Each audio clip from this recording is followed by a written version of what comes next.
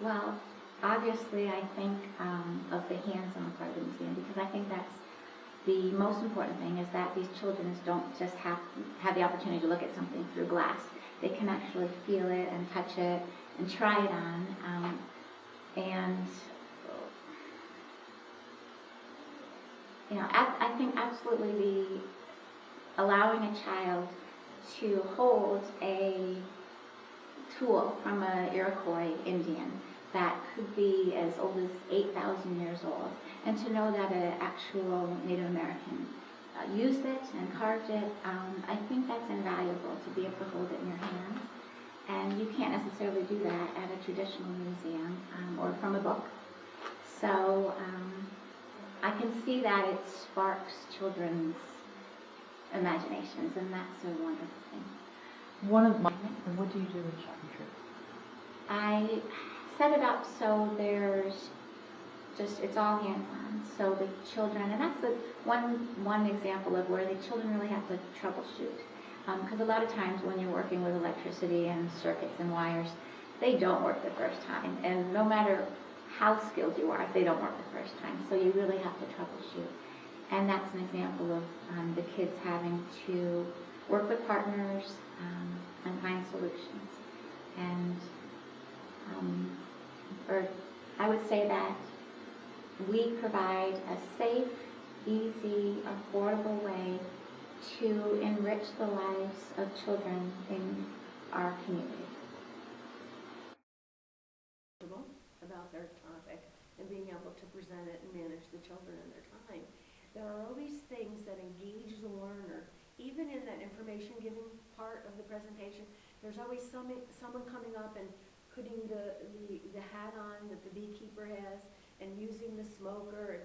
It really engages them, it connects them, and that's what education is all about. No matter who's up there, no matter what subject, connection.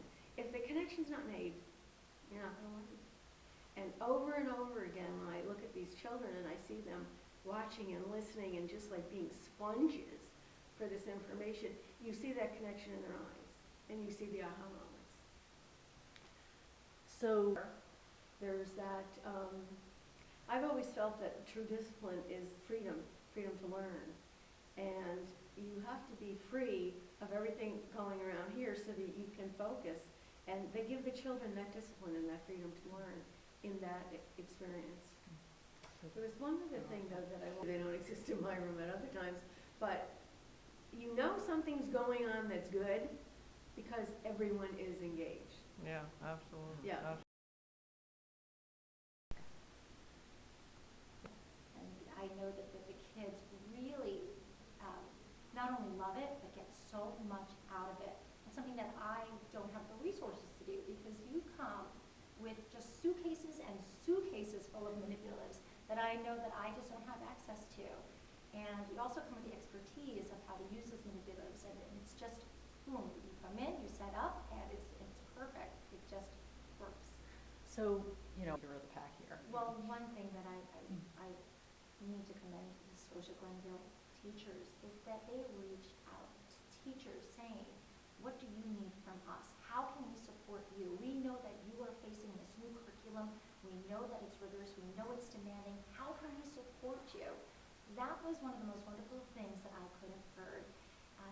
Not only did they reach out and ask questions, but we sat down together and we talked about how can we change the program a little bit? How can we tweak it here and there to really meet your needs? And it's been so great that they're able to just really have such a collaborative relationship with classroom teachers. Just to say, this is a program. We're here for you. We're here to help you meet the needs of your curriculum, and to have that collaborative relationship is such a benefit to us. Because you actually sat